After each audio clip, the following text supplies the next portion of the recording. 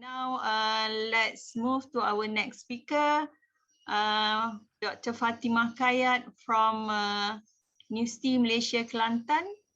Dr. Fatimah will give a presentation on Musa gracilis, a potential resource for banana breeding.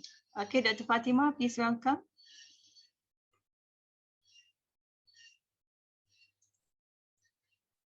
Dr. Fatimah, are you there?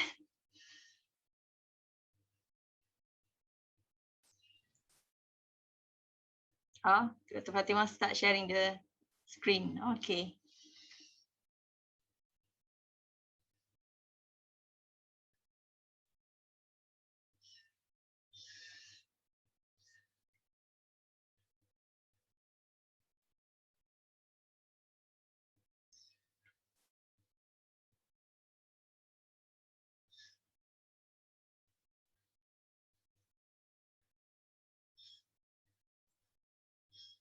Hello, Dr. Fatimah, can you unmute your microphone?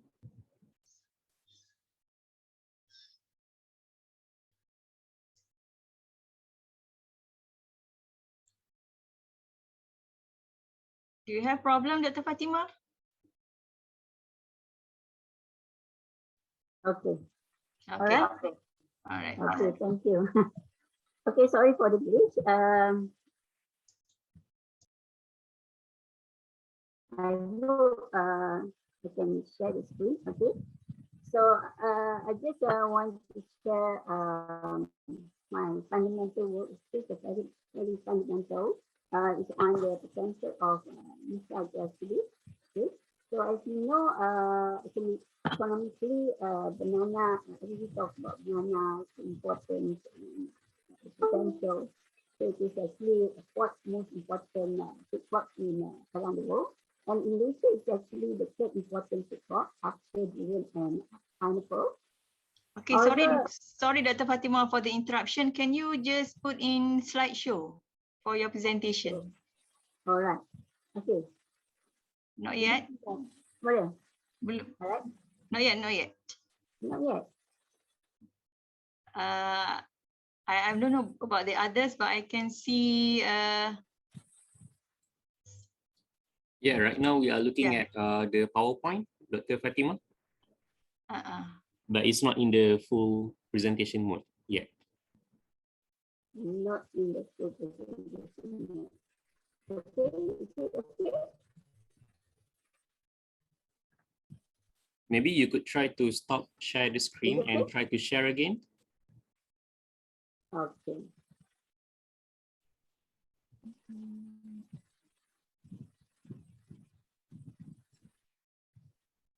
Is it okay? Okay, all right. So now it's the introduction slides. Yeah, okay. All right. Please proceed. Yes, thank you. Okay. All right. So I just continue my presentation. Okay. So as you know that banana is the third important for after durian and pineapple in Malaysia. However, due to the increased incidence of diseases, including Fusarium and blood disease, the production is being declined nowadays. And in fact, we are starting importing bananas from our neighboring countries, especially for progenies and also other varieties as well. Okay, so basically under the Musa, they are divided under four sections: Musa, the gracilis, Musa, and acuminata. So why there's a lot besides our domesticated banana, there are lots of wild banana out there that actually have a lot of potential because they are somehow reducing to these one of the diseases. So they have a potential of bringing the tolerance or resistant potential that can be incorporated into the our domesticated banana. Okay. So as you know, our edible bananas are believed to have originated from all these wild bananas, which of course either acuminata or Abaca. Okay. So I just want to share origin and distribution. So basically in Southeast Asia, mostly that we find malaccensis. We also have microcarpa, tankata, and others. Okay. So why wild bananas? Because okay. Besides malaccensis and barbican just now, we have others as well. Okay. So these wild bananas are robust and known to be resistant, and also have the potential to be brought into the domesticated bananas. And even though that you see they are fertile and most of it are actually full of seeds, there is some potential that some of the wild bananas have, they have evolved in the process of uptake. Okay? And also they have a potential of sudden dwarf condition. As they are fertile, so they are good source for genetic resources. Okay? And as we compare this with our malaccensis wild bananas, and they are sweet, they are very, abundant here. Okay? So as comparison with Musa gracilis, this is fall under technically Musa. Okay? You can find distributed abundantly in the home plains, Panama, and also in Kelantan, especially in higher latitude. Okay? And the size is smaller than balanitis. Okay, in height is 50 to 100 feet, and in diameter about 3 cm. Okay, so this is the photo of the statue. You can see that is big. Okay. Quite similar to our edible bananas. Okay, but these are upward. In fact, in northern, among our aborigines, they call it pokok tunjuk bananas. Okay, and these bananas also have a potential as medicinal herb in their traditional practices. Okay. So compared to our malaccensis, so the bunch is actually shorter. Okay, so this maybe because collected from the wild, so it's not really not enough. Okay. But what interesting is the size of the fruit that has potential to be utilized or to be incorporated for domestication. Okay, so this is another fruit bunch with more fruit. Okay, so in the cross section, the tips is actually single compared to acuminata, malaccensis. Okay, so this is the malaccensis as compared to the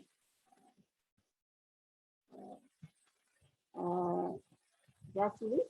Okay, you can see the distance in the strip. Okay, this is the Dr. Fatimah, sorry again for the interruption. Are you all still in your first slide or you already move on to the next slide? I already moved to other slide. Because we're still looking at your first slide, which is introduction, yeah. Okay, sorry. So maybe I think maybe you can just unshare and share again. Okay. It seems that the slide is not move on to the next slide. Yeah. Now we see the table 3.1. Okay. Is it the slide that you want to present right now? Yeah. Okay. Now it's move on. Okay, thank you. Okay. So I just want to show the difference between malaccensis and also gracilis. Okay. In terms of the size, it is bigger, almost double of the size. Okay. And then in terms of bioculture, the germination rate is higher, okay, as compared to the malaccensis. So from the table here, you can see that the germination rate is 85 to 86% compared to the malaccensis. So in terms of germination, they are very highly, really high compared to malaccensis. Okay, and for subculturing, the multiplication rate is so high as compared to the malaccensis. Okay, as you can see here, it is very much higher than the malaccensis. So I need to do some preliminary screening to the Fusarium. So on the left, it is actually the comparison between malaccensis and also gracilis. On the left, it is actually the malaccensis. You can see the infected form in the seedling as compared to the infected form in gracilis. So they have almost similar, but in gracilis, I noticed that the disease incidence is quite different a little bit in terms of the symptoms. For the lead symptom, they do not show much symptom at the beginning, not gradually as what we see in acuminata. But I do manage to find that some of it are tolerant. So I think they have potential to further looking into that. So I think that's all for my finding. So it's a very fundamental, not much picture, and that's all for me. Thank you.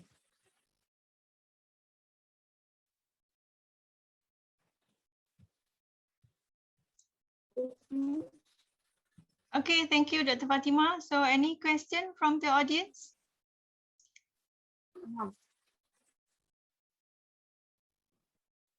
Yes. Okay, Ivan, Dr. Ivan, please. Yeah. Thank you very much, Fatimah, for the presentation. Yeah. Definitely, it's of interest to me. My first question is the germplasm, the wild germplasm in Malaysia. Just by look, there is a lot of germplasm, and our problem is lack of germplasm, the diploids for use. How accessible is that germplasm to us, the breeding programs who need it? Two, still I looked at the high germination rates of the embryos, and I feel like this could be the potential males for us to use in the breeding program, since we have germination problems. But how are the other agronomic such as bunch yield, finger fruit feeding? How are those traits of those wild bananas? Thank you. Okay.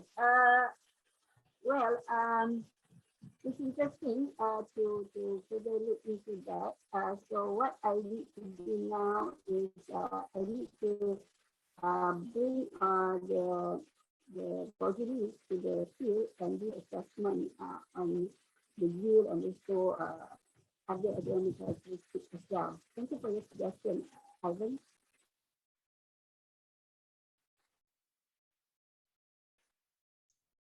Okay, Ivan, do Dr. Fatimah answer your question? Yeah, the next one was, is it possible to exchange the wild germplasm between Uganda and Malaysia? Yeah, it's possible. It's possible. All right, then thank you. We shall keep in touch. All right, yeah. Okay, Dr. Fatimah, one question from me. Other than this gracilis, do you also do research on other wild type banana? You So, explore other well, wild type? Yeah, I'm looking forward into that. Yeah. And at the same time, when I'm taking the spirit from this as well, I'm looking for the potential of utilizing our local jelly buaya as well. And of course, it is our malaccensis, and you know, look for the potential candidate for the source of tolerance or resistance to the. Okay, thank you. Other question from the audience? So if not, I think, yeah, okay, go ahead. Can I ask a question? Just short one. Yes, Dr. Fajaruddin, go ahead. Hello, Fatimah. Nice talk from you, the Musa gracilis. Have you tried the compatibility this banana to the other subspecies or subspecies to acuminata or balbisiana? Oh, I haven't tried it. So I think maybe there's another possibility to venture into. Thank you. Oh, okay, no problem. Thank you. Okay. Okay, any more question? I think we still have time for more question, if there is any.